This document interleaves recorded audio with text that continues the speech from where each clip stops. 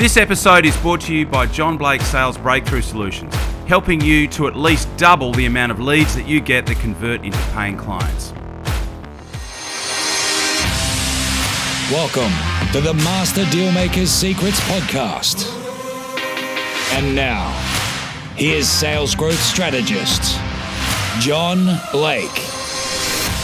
Welcome to Master Dealmaker Secrets. I'm John Blake. This is episode 149, and today we are going to be talking about counter sales questions. So counterintuitive sales questions. So I think this is going to be a really, really powerful episode for you. But before we do that, if you've got leads that you want to convert into paying clients, so these are people that you've spoken to, people who are in your proposal sent column that you've spoken to, you have sent them a proposal or a fee outline or a quote, and they haven't converted into a paying client yet, I want you to head over to johnblakeaudio.com. This is the exact strategy that I start every single client that I work with on, and it is how we can create a quick win, a quick injection of sales revenue into their business, and it's how we can monetize this asset. So most businesses have got a stupid amount of unbanked sales sitting right there in their CRM. They've got their contact details, the person's seen the product, they've done all the heavy lifting, they've got rapport with them, but they haven't monetized this asset that is sitting in their business. So the strategy that you will get over at johnblakeaudio.com will allow you to do that, right? So you will get a 15-minute audio which walks you through the entire strategy, but what you'll also get is a PDF that's got the word-for-word templates, exactly what to say when you ring up on the phone, exactly what to say if you get someone's voicemail, exactly what to write in your emails, and exactly when to call and when to email over a 90-day period to really maximize the sales and monetize that particular asset. So it is over at johnblakeaudio.com. Grab it, use it, put it into practice, get a result with it, and let me know how you go. I love hearing success stories. I have had so many people that have had a great result through using this. What's even better is that you can actually teach it to somebody else so you don't have to do it. So yeah, let me know how it goes. I'd love to hear your success story. I'm sure that will be really useful. Once again, it's over at johnblakeaudio.com. Okay, so we're going to talk about is counterintuitive sales questions. So one of the things that I do is I listen to a lot of sales calls. So luckily enough, with technology as it is, I get to listen to all these calls that my clients do, and it is such a powerful coaching tool. And one of the things that I've picked up recently is that there are two ways that you can phrase a question. You can answer the question first and then say to the person, would that be useful? Or, is that the sort of thing you had in mind? Or you can ask the question and the person can actually answer the question, right? So rather than answering the question for them and then asking them a question that confirms what you said, the best thing that you can do is ask a question that elicits the response that's actually right or real for them.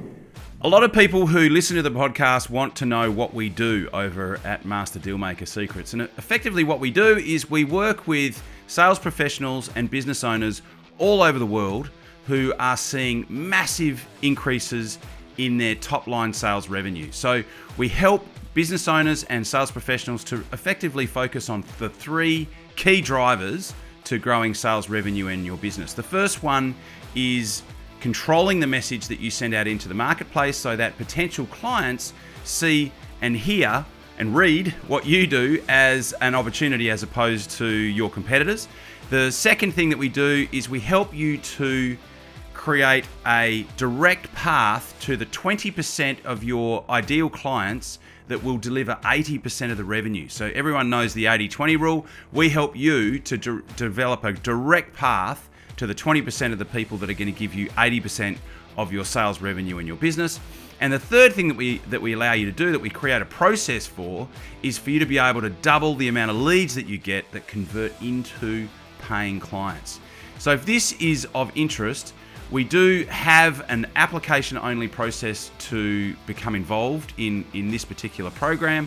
And to get to there, all you need to do is to go to www.johnblakescall.com. So it's JOHNBLAKESCALL.com, and there's a couple of questions to answer there, and then what you'll do is get on a quick conversation with me, and I can find out a little bit more about what you've got going on in your business and see potentially whether what you are doing would be a fit for what we could help you with. And at that point, I can extend an invitation if it's a fit, and you can make the choice to come on board or not. So that's the opportunity. That would be the next step if you're looking at how you can take things to the next level. If you're enjoying what you're hearing on the podcast, if you're getting value from it, I invite you to do that, and I will look forward to talking to you. The website is www.johnblakescall.com. Talk to you soon. So an example might be...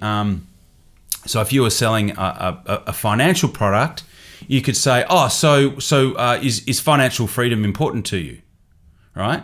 Now, most people are going to go, yeah, but that might not be what they're thinking. And the problem with the term financial freedom is that it is used so much. If you overuse a term, it loses its meaning. It becomes lost in the ether. It just becomes like noise. But if you were to say to somebody, so why is it that you want to get better at investing? And the person says, because I really want to be able to set myself up for later on in life so that I can retire earlier and so that I can take my family traveling, right?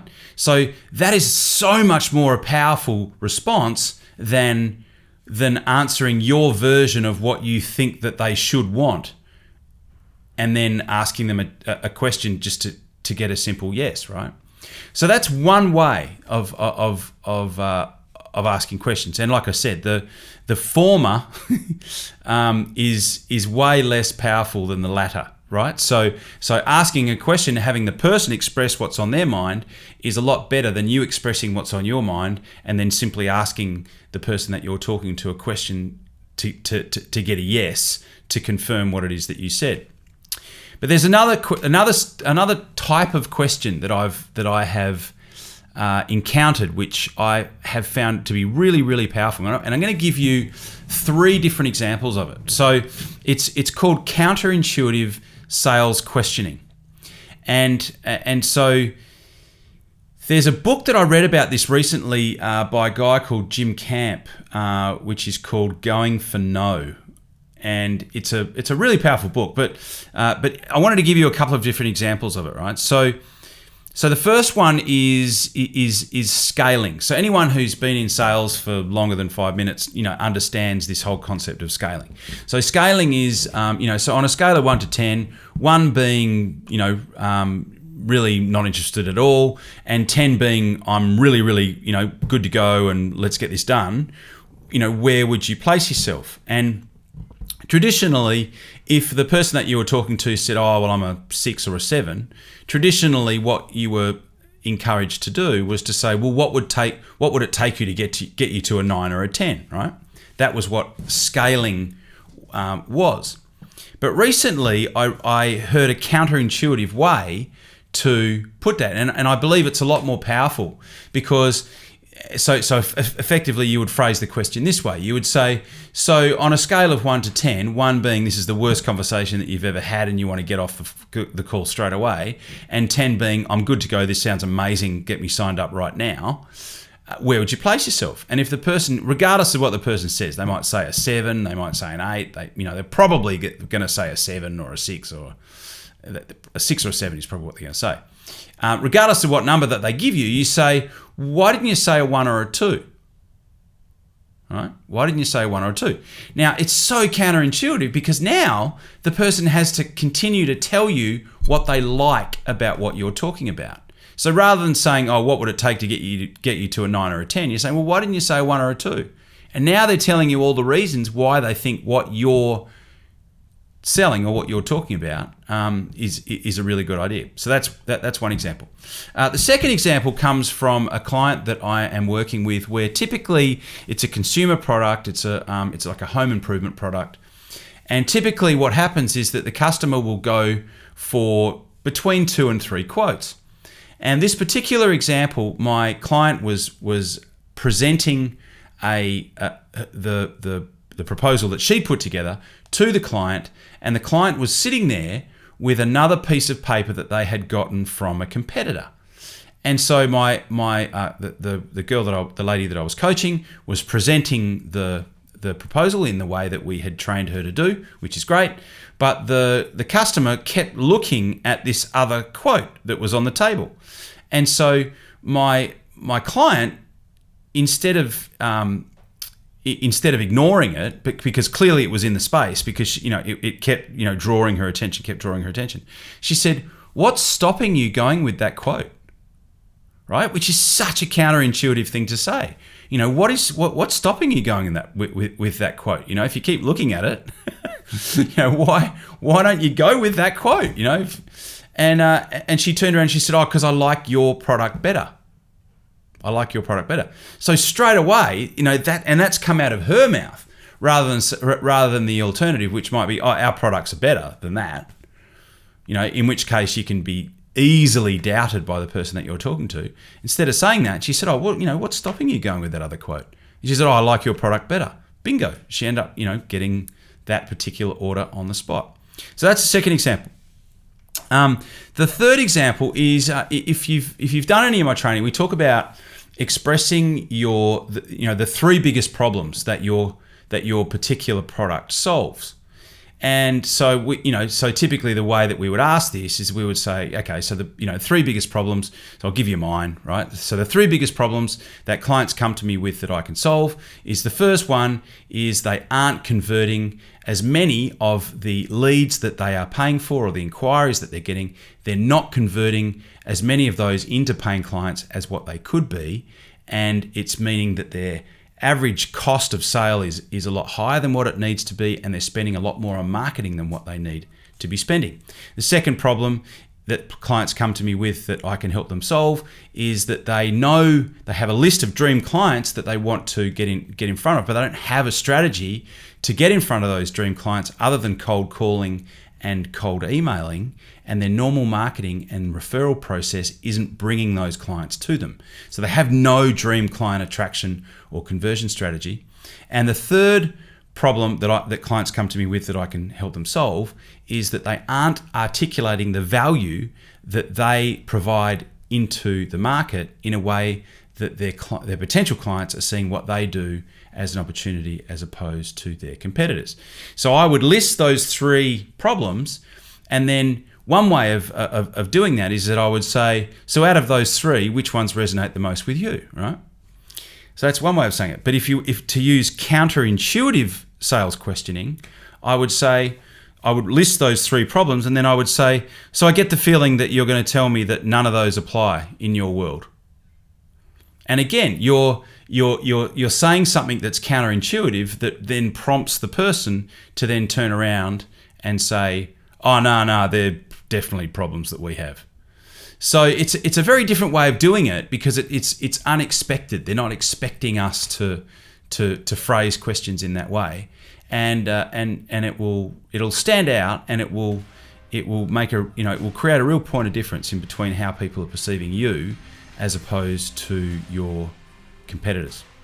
So I hope that is helpful. Again, thank you very much for listening. I very much appreciate it, and I will talk to you on the next podcast. Cheers.